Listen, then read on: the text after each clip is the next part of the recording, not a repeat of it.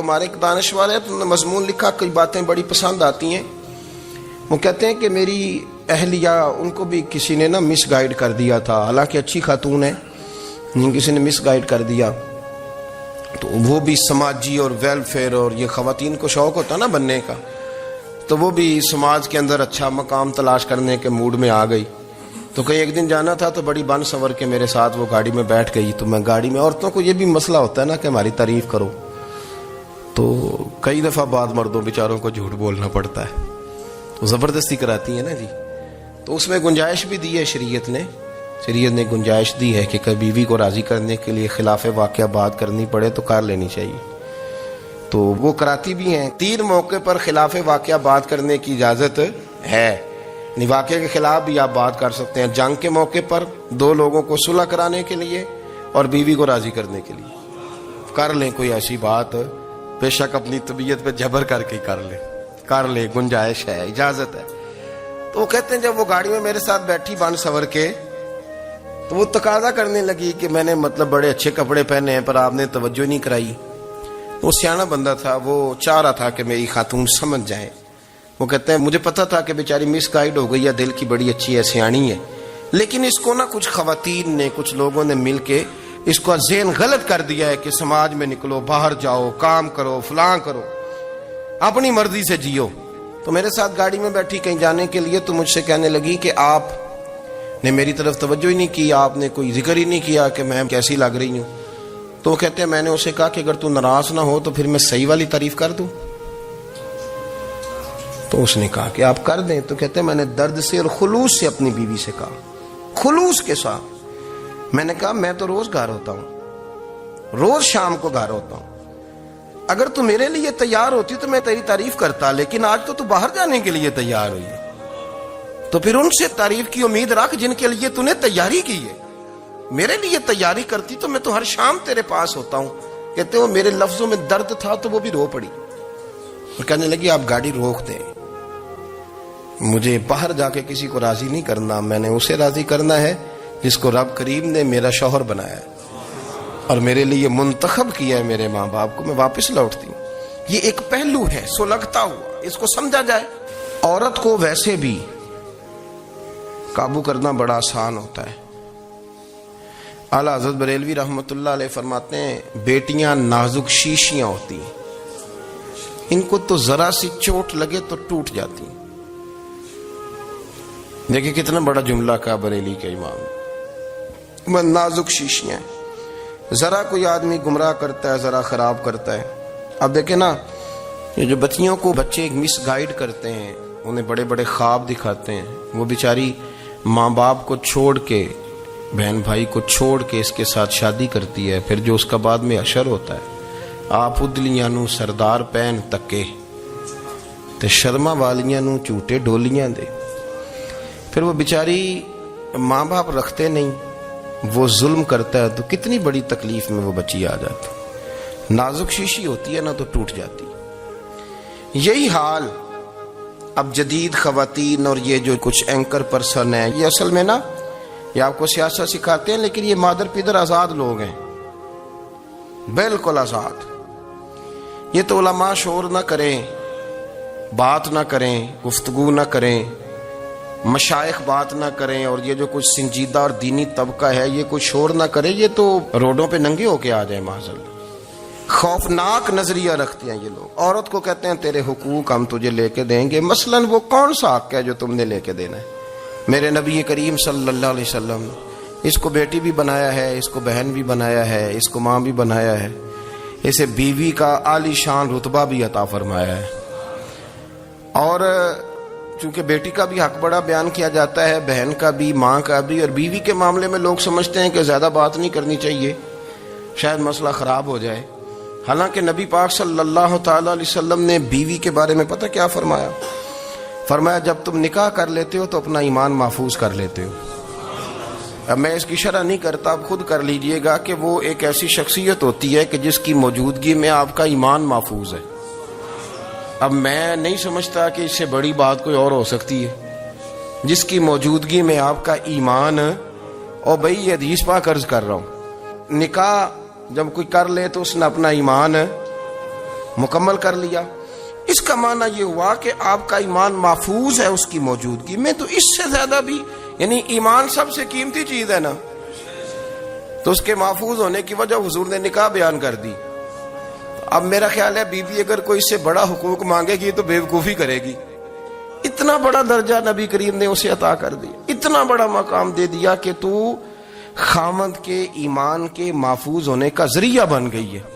عورت کو جو حقوق رسول کریم صلی اللہ تعالی علیہ وسلم نے عطا فرمائے, نبی پاک نے جو حقوق دیے, دیکھیں نا حضرت عبداللہ ابن عمر رضی اللہ تعالیٰ عنہ کی اہلیہ بیمار تھی, تو جلدی جلدی سے وہ آئے. تو جب بہت جلدی ہو, سفر بڑا شدید تھا, تو آپ نے جلدی سے نماز ادا کی, جلدی سے چلے. آپ کے خادم کہنے لگے حضور خیریت ہے؟ فرمایا میری بیوی بیمار ہے. تو اس نے عرض کی حضور آپ کی اہلیہ بیمار ہے. تو آپ نے نماز بھی جلدی سے پڑھی, سفر بھی جلدی جلدی کیا. تو فرمانے لگے یہ وہ چیزیں ہیں جو ہمیں مدینے والے رسول نے سکھائی. آپ اس کیفیات کو سمجھیں کہ حضور صلی اللہ علیہ وسلم نے درس دیا. اور پھر ایک اور بہت بڑی بات, یہ فضیلت کسی اور کو نہیں دی. جو عورت کو حضور نے فضیلت دی, یہ فضیلت کسی اور کو نہیں دی. کبھی حضور نے فرمایا کہ تمہارا ابا تمہارے ساتھ بہت سخت رویہ کرے تو تم نے اس کو اس سختی پر داد دینی ہے. فرمایا چلو اگر وہ زیادتی بھی کرے تو تم نے اس کے ساتھ سلوک اچھا ہی کرنا ہے. لیکن آپ ایک بات کو سمجھے نا کہ بچے کے بارے میں, بیٹے کے بارے میں, بیٹی کے بارے میں فرمایا 10 سال کے ہو کے نماز نہ پڑھے تو سختی کرو, تمہارا ڈنڈا بھی لٹکنا چاہیے. بہت ساری جگہوں پہ بہت سارے لوگوں کے لیے سختی کا حکم دیا, لیکن عورت کے لیے حضور نے جو جملے کہے, اصل میں ہم سمجھتے ہیں کہ یہ ایک بات ہے, مشہور ہو گئی ہے روایت حدیث, تو بس اس کے پس منظر پر اور جملوں کے حسن پر شاید معاذ اللہ غور کرنے کی ضرورت نہیں. ذرا اس لفظ کی تاثیر پر غور کریں. حضور نے فرمایا عورت ٹیڑھی پسلی سے پیدا کی گئی ہے, یہ ٹیڑھی ہے, اس کو سیدھا کرنے کی کوشش کرو گے تو ٹوٹ جائے گی. تو حضور پھر ہمارے لیے حکم کیا ہے؟ فرمایا جیسی ہے تم اسی کے ساتھ نبھا کرو. آپ سمجھیں کہ اتنا محفوظ حضور نے درجہ دے دیا بی بی کو, اتنا محفوظ کہ فرمایا غلطی بھی ہو تو میرے غلاموں تم اس کے ساتھ نبھا کرو, گزارا کر لو. کو کیا اور حق چاہیے عورت کو جس کو اس کی غلطیوں سمیت نبی پاک نے قبول کرنے کا حکم دے دیا کہ اس کی کمزوریوں سمیت قبول کر لو. اب اس کو اور کیا کوئی کمزوریوں سمیت قبول کرتا ہے؟ کبھی آپ دکان پہ بیٹھے ہو تو آپ کہیں بھی اس میں یہ بھی غلطی, میرے مال میں یہ بھی کمزوری ہے, یہ بھی کمزوری ہے, یہ بھی کمزوری ہے, تو کر لے قبول. کرتا ہے کوئی؟ کوئی شخص ایسا ہو جو کسی چیز کی کمزوریاں بیان کر کے کہ اسے قبول کرو؟ پر رسول کریم صلی اللہ تعالی علیہ وسلم نے نا ہمیں سبق دیا, حضور نے ہمیں درس دیا, نبی پاک نے ہمیں پیغام دیا. فرمایا یہ ٹیڑھی ہے, سیدھی کرنے کی کوشش کرو گے تو بیچاری ٹوٹ جائے گی, تو اس کے ساتھ نبھا کر جاؤ. آپ میری بات کو سمجھیے گا. چلیں میں اس پر ایک اور بخاری مسلم کی حدیث پڑھتا ہوں. حضرت سلمان فارسی رضی اللہ تعالیٰ عنہ اور حضرت ابو درداء کے درمیان بھائی چارہ تھا. مکے سے مدینے جب لوگ آئے تو حضور نے بھائی بھائی بنایا تھا. ان کے درمیان بھائی چارہ تھا, تو ابھی پردے کی آیات نازل نہیں ہوئی تھیں, تو لوگ ایک دوسرے کی طرف جاتے تھے. حضرت سلمان فارسی رضی اللہ تعالیٰ عنہ حضرت ابو درداء رضی اللہ تعالیٰ عنہ کے گھر میں تشریف لے گئے, تو دیکھا کہ ان کی بیوی بڑی غمگین بیٹھی. تو ہم نے فرمایا بہن کیا ہوا؟ تو کہنے لگی تمہارے بھائی کو دلچسپی کوئی نہیں رہی, ہر روز روزہ رکھ لیتا ہے اور ساری ساری رات نفل پڑھتا ہے. حضرت سلمان فارسی کہنے لگے ٹھیک ہے کر لیتے ہیں بندوبست. نماز دین ہے کہ نہیں؟ دین ہے نا یہ چیزیں. لیکن حضرت سلمان فارسی جناب ابو درداء سے کہنے لگے آج میں نے تیرے گھر میں رہنا رات کو, کیونکہ وہ تو ساری رات نماز پڑھتے تھے, نفل پڑھتے تھے. انہوں نے کہا ٹھیک ہے. ایک بستر لا کے بچھا دیا حضرت سلمان فارسی کے لیے. سلمان فارسی فرمانے لگے دوسرا بھی لا. کہا وہ کیا کرنا ہے؟ فرمانے لگے تو نے بھی سونا ہے, میں نے بھی سونا ہے, تو نے بھی سونا ہے. عشاء پڑھیں گے اور پھر دونوں سوئیں گے. کہا میں نے تو نماز پڑھنی ہے. فرمایا تہجد کے وقت اٹھ کے پڑھیں گے, اللہ کے رسول بھی رات آخری حصے میں جا کے نماز پڑھتے. ادھر ساتھ سلا لیا. وہ تھوڑی کو دیر سوئے, اب عادت تھی ساری رات اٹھنے کی, ذرا اٹھنے لگے بستر سے. تو حضرت سلمان فارسی فرمایا چپ کر کے سو جا, وہ بڑی رات پڑی ہوئی, چپ کر کے سو جا. وہ لیٹ گئے, پھر اٹھنے لگے. تو فرمایا سو جا چپ کر کے, بڑا ٹائم ہے. سحری کے وقت اٹھے, نفل پڑھے. ان کا ارادہ تھا روزہ رکھنے کا. تو فرمانے لگے کل رکھا تھا نا, نفلی روزہ جی رکھا تھا، پرسوں بھی رکھا تھا، ترسوں بھی رکھا تھا، فرمایا آج نہیں رکھنا، آج میں تیرا مہمان ہوں، سارا دن کٹھے مل کے روٹیاں کھائیں گے، آج نہیں روزہ رکھنا، سلا دیا۔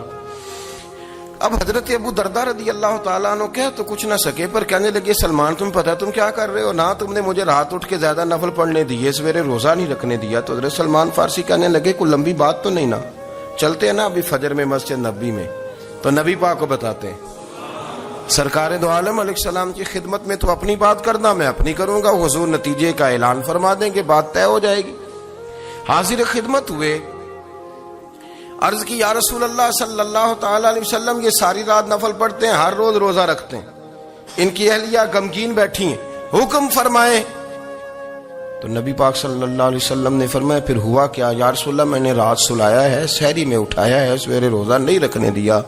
نبی پاک نے فرمایا سلمان فارسی نے ٹھیک کیا، سلمان فارسی نے ٹھیک کیا۔ پھر حضور نے فرمایا، نبی کریم نے فرمایا ابو درداء تیرے اوپر اگر اللہ کا حق ہے، اس کے رسول کا حق ہے، دین کا حق ہے، تو فرمایا تیری آنکھ کا بھی تیرے اوپر حق ہے، تیرے وجود کا بھی تیرے اوپر حق ہے، یہ حضور نے فرمایا۔ تیرے بچوں کا بھی تیرے اوپر حق ہے، تیری بیوی کا بھی تیرے اوپر حق، اس حق کو بھی سمجھے۔ حقوق اللہ بھی ہیں، پر تیری آنکھ کا بھی تیرے اوپر، کیا مانا کہ تیری آنکھ سونا چاہتی ہے تو اسے سلا بھی، تیرے وجود کا بھی تیرے اوپر حق ہے، تو تیرا وجود آرام کرنا چاہتا ہے تو اسے آرام بھی کرا۔ اور پھر وہاں نبی پاک صلی اللہ علیہ وسلم نے فرمایا میں تم سب، سننا یہ لفظ حدیث کے، حضور نے اسی موقع پر فرمایا میں تم سب سے زیادہ اپنے رب کو جانتا ہوں اور میں تم سب سے بڑھ کر اپنے رب سے ڈرتا ہوں۔ حضور فرمانے لگے میں روزہ بھی رکھتا ہوں، افطار بھی کرتا ہوں، یعنی کبھی رکھتا ہوں اور کبھی نہیں رکھتا۔ فرمایا میں نفل بھی پڑھتا ہوں اور اپنی بیویوں کو وقت بھی دیتا ہوں۔ سرکار مسجد میں بھی آتے تھے، نواسوں کے ساتھ کھیلا بھی کرتے، ان کے ساتھ پیار بھی کرتے۔ تو اتنے بڑے حقوق حضور نے بیان فرمائے عورتوں کے کہ تمہاری بیوی کا بھی تمہارے اوپر۔ لو ایک حدیث بخاری کی اور یہاں بیان کر دیتا ہوں۔ ایک شخص نے آ کے عرض کی یا رسول اللہ صلی اللہ تعالی علیہ وسلم جہاد کے لیے تیاری ہو گئی ہے، صفیں بن رہی ہیں، مجاہدین کی تیاری ہے، تو میرا بھی نام لکھ دیا گیا ہے مجاہدوں کی لسٹ میں، لیکن یا رسول اللہ صلی اللہ تعالی علیہ وسلم میری بیوی نے حج کی تیاری کر لی ہے اور میرے دوستوں نے، صحابہ نے میرا نام مجاہدین کی لسٹ میں لکھ دیا، تو میرے لیے کیا حکم ہے؟ یہ بخاری مسلم ہے۔ تو نبی پاک صلی اللہ تعالی علیہ وسلم نے فرمایا جہاد پہ کوئی اور چلا جائے گا تو بیوی کے ساتھ حج کرنے جا، اسے محرم کی ضرورت ہے، وہ تیرے بغیر کیسے جائے گی؟ مجاہدین کو تو اور مجاہد مل جائے گا، پر تو اپنی بیوی کے ساتھ جانا۔ تو نبی پاک صلی اللہ علیہ وسلم نے مرد کو محافظ بنایا ہے، عورت کو مرد کا قیدی نہیں بنایا، بلکہ عورت کو حفاظت عطا کی اور مرد کو اس کا محافظ بنایا۔ اب بچیاں آزاد ہونا چاہتی ہیں، اور آزادی بھی وہ والی کہ جو بنیادی طور پر آزادی نہیں، فحاشی ہے۔ میں نے بہت پہلے کہا ہے کہ اسلام بیٹیوں کو قیمتی سمجھتا ہے۔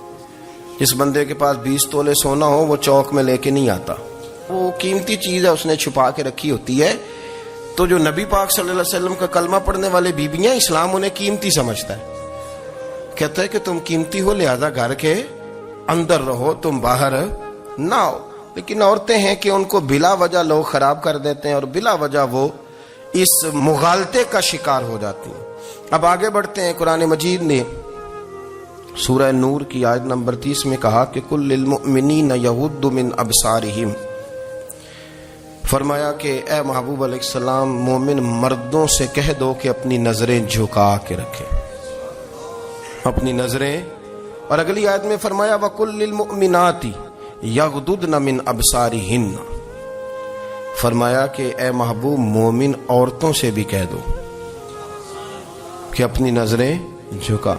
مرد بھی اپنی نظر جھکا کے رکھے گا عورت کی طرف، لیکن یہ ساری پابندی صرف مرد پر نہیں، عورت بھی غیر محرم کا چہرہ نہیں دیکھے گی، اس پر بھی اسی طرح نظر جھکانے کا حکم ہے جس طرح کہ وہ ہر دکاندار کو بھائی جان کہہ کے گفتگو کرنے کی اس کو بھی اجازت نہیں ہے کہ وہ سمجھے کہ پابندی تو مرد نے کرنی تھی، میں نے تھوڑی کرنی تھی۔ وہ جس کے پاس جائے، جہاں بھی جائے، ڈاکٹر کے پاس جائے، باہر جائے، تو وہ جس طرح مرضی اس کا دل چاہے وہ بات چیت کرے، اس کی عورت کو بھی اجازت اسلام نہیں دیتا. بنیادی طور پہ اسلام شرم و حیا کا دین ہے. حیا کی بات کرتا ہے. حیا کی جب ہم تعریف کرتے ہیں تو حیا کی تعریف یہ ہے کہ کوئی کبھی چیز دیکھ کے نا تو آپ کی طبیعت میں کراہت محسوس ہو, آپ کوئی غلط جملہ منہ سے نکالتے ہوئے ذرا جھجکیں, آپ کوئی غلط بات کرتے ہوئے تھوڑا بوجھ محسوس کریں. ہمارے ہاں تیزی سے فروغ پایا ہے بے حیائی نے. سنگیوں کی محفلیں, یاروں کی محفلیں, اس میں غلیظ گفتگو ہوتی ہے الا ماشاء اللہ. جن دوستوں کو بڑی پاک صاف گفتگو کرنی چاہیے. دوستی کا رشتہ بڑا مقدس رشتہ ہے. جو یہاں ایک دوسرے سے پیار کریں گے جنت میں بھی اکٹھے داخل کیے جائیں گے. شرط یہ ہے کہ پیار اللہ رسول کی رضا کے لیے ہو, لیکن اس کے اندر اگر آپ کی گفتگو کچی ہو, کمزور ہو, فحاشی والی ہو, عریانی والی ہو. وہ ہمارے ہاں تو اب اس کو لوگ فیشن سمجھتے ہیں, اس کو مردانگی کی علامت سمجھتے ہیں کہ وہ جی ساری باتیں جی وہاں ہو گئی, اور جس کا جو جی چاہا اس نے کہا. آپ جب حیا کے دائرے میں ہوتے ہیں تو آپ خود بھی سکون محسوس کرتے ہیں. دیکھیں نا, آپ کو نیند سکون سے کہاں آتی ہے؟ جہاں کمرہ بند ہو, چاروں جانب دیوار ہے, اوپر چھت ہے, خالی دروازہ بھی کھلا ہوا ہونا تو جب بندہ سکون لینا چاہتا ہے تو کہتا ہے یار ذرا دروازہ ذرا بند کر دو.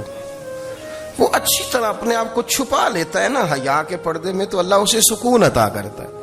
اور جو اس سے بھی زیادہ ٹھنڈی نیند میں جانا چاہتا ہے وہ کہتا ہے لائٹ بھی بند کر دو.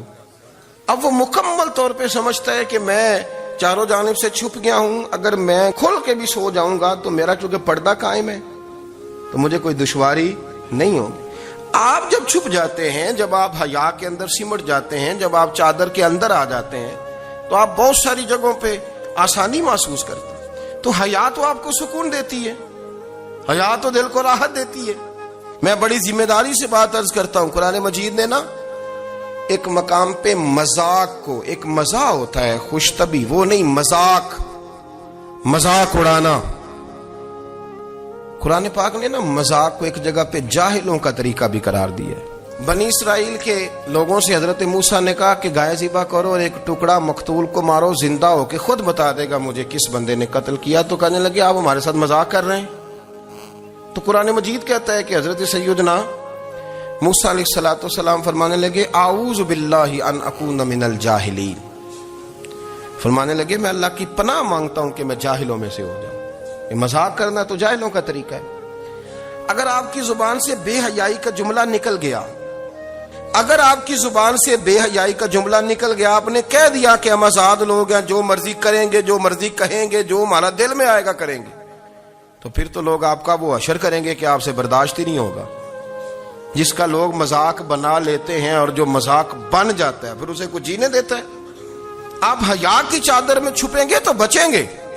اگر آپ نے اپنا مذاق بنوا لیا یہ کہہ کے کہ میں نے مرضی کرنی ہے, پھر یاد رکھنا چھپنے کو جگہ نہیں ملے گی, پھر تکلیف میں آ جائیں گے, پھر بہت بڑی اذیت کا شکار ہو جائیں. شرم و حیا, عرب کے اندر جو کنواری لڑکیاں تھیں ان میں بڑی حیا ہوتی تھی. الحمدللہ میں بڑے فخر سے کہتا ہوں کہ میرے پنجاب کی, میرے پاکستان کی بیٹیاں بھی 20 دفعہ ان کا ابا کہے تیری شادی کرنی ہے تو وہ آنکھ نہیں اٹھا پاتی آج بھی. یہ تو وہ چند لوگ ہیں جو کہتے ہیں ہم ہائی کلاس ہو گئے, ہمیں نہیں پتا کہ وہ روشن خیال ہو گئے ہیں کہ روغن خیال ہو گئے, پتہ نہیں کدھر چلے گئے.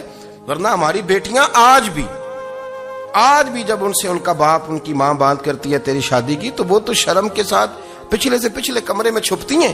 یہ اللہ نے فضل کیا ہوا ہے اس ملت پر. تو عرب کی لڑکی بڑی حیا والی ہوتی تھی, اس سے کوئی بات کرنی پڑتی تھی تو 20 دفعہ بات کی جاتی, پھر بھی وہ عورت چھپتی پھرتی تھی. حضرت عائشہ صدیقہ رضی اللہ تعالیٰ عنہ فرمانے لگیں میرے نبی پاک صلی اللہ علیہ وسلم عرب کی کنواری لڑکیوں سے بھی زیادہ حیا کرنے والے. قاضی اعجاز مالکی نے, شیخ عبدالحق محدث دہلوی نے, دیگر بزرگ جو سیرت نگار گزرے انہوں نے لکھا ہے کہ نبی پاک صلی اللہ علیہ وسلم کے اندر 100 مردوں سے زیادہ طاقت تھی, 100 مردوں سے زیادہ طاقت. اب جو بات کہنے لگا ہوں, جو نتیجہ دینے لگا ہوں, اس پر خاص توجہ آپ فرمائیں گے.